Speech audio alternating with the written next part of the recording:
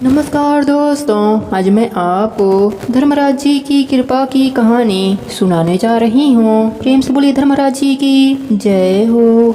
यह कहानी उत्तर भारत के एक छोटे से गांव की है, जहां एक साधारण मध्यवर्गीय ब्राह्मण परिवार रहता था। इस परिवार में मुखिया थे हरिदत्त, उनके दो बच्चे थे, एक बड़ा बेटा रघुवीर और छोटी बेटी गौरी। रघुवीर की शादी एक अत्यंत घमंडी और स्वार्थी स्त्री से हुई थी, जिसका नाम था सुरभि। हरिदत्त के जीवन का उद्देश्य था अपने बच्चों का सुखद भविष्य, लेकिन नियति को कुछ और ही मंजूर था। पत्नी का देहांत जल्दी हो गया और बेटी गौरी के लालन पालन की जिम्मेदारी रघुवीर और सुरभि पर आ गई। जब तक सुरभि विवाह कर इस घर में नहीं आई थी, तब तक सब कुछ शांत और सौम्य था, लेकिन शादी के कुछ ही दिनों बाद उसकी असली चेहरा सामने आ गया। सुरभि को गौरी की मासूमियत से चिढ़ होती थी। वह हमेशा गौरी से झूठे काम करवाती, उसे डांटती, अपमानित करती और भोजन भी ठीक से नहीं देती। रघुवीर अपने काम में व्यस्त रहने के कारण यह सब नहीं देख पाता था। गौरी धीरे धीरे अंदर से टूटने लगी थी। उसकी आंखों में हमेशा आंसू और मन में तिरस्कार का भाव रहता। गांव की औरतें कभी कभी उसका हाल जानने आती, लेकिन सुरभि बड़ी चालाकी से उन्हें बहला देती। गौरी जब विवाह योग्य हुई तो पिता की इच्छा थी कि वह किसी अच्छे और संस्कारिक परिवार में उसका विवाह कराए, लेकिन तब तक हरिदत्त की तबीयत बिगड़ गई और कुछ ही समय बाद उसका देहांत हो गया।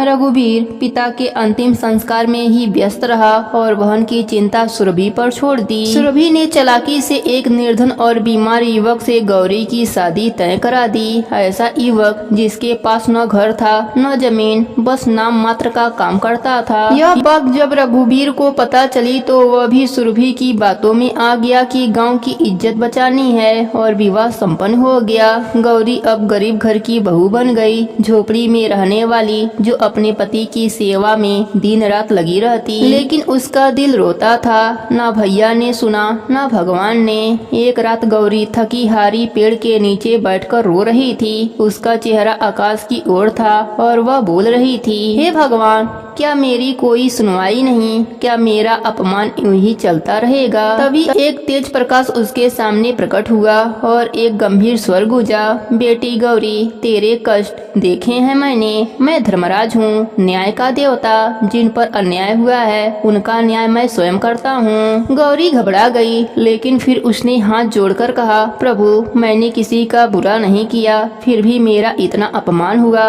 क्या मेरा जीवन ऐसा ही रहेगा? धर्मराज जी बोले, नहीं बेटी, अब समय है तेरे सम्मान की पुनर्प्राप्ति का। तू परीक्षा में खरी उतरी है। जो सब सहकर भी अपने धर्म और करुणा को नहीं छोड़ा, उसे मैं कभी निराश नहीं करता।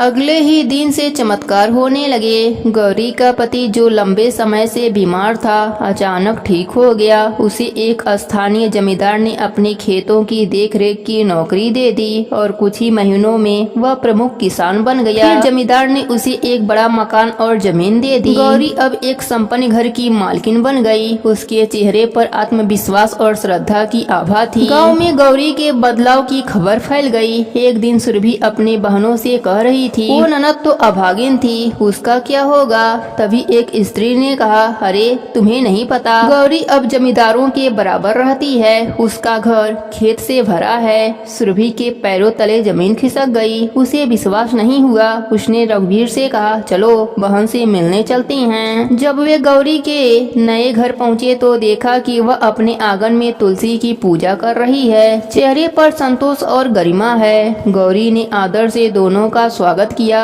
रघुवीर की आंखों में आंसू थे, लेकिन सुरभि को अपने किए का पछतावा होने लगा। गौरी ने किसी तरह का बदला नहीं लिया। उसने मुस्कुराकर कहा, भाभी, जो हुआ वह शायद मेरे भाग्य का लेखा था, लेकिन अब ईश्वर की कृपा है। रात में जब गौरी सो रही थी, धर्मराज जी फिर से सपने में आए और बोले, बेटी, तूने क्षमा का मार्ग चुना, बदले का नहीं। यही धर्म है, यही वह शक्ति है जो तुझे पूज्य बनाती है। संसार में जो नारी अन्याय सहकर भी धर्म नहीं छोड़ती, उसका सम्मान साक्षात देवता करते हैं। आज गौरी गांव की सबसे प्रतिष्ठित महिला थी। लोग उसकी पूजा करते थे। वह निर्धनों की मदद करती और अपने घर में धर्मराज जी का एक छोटा सा मंदिर बनवाया।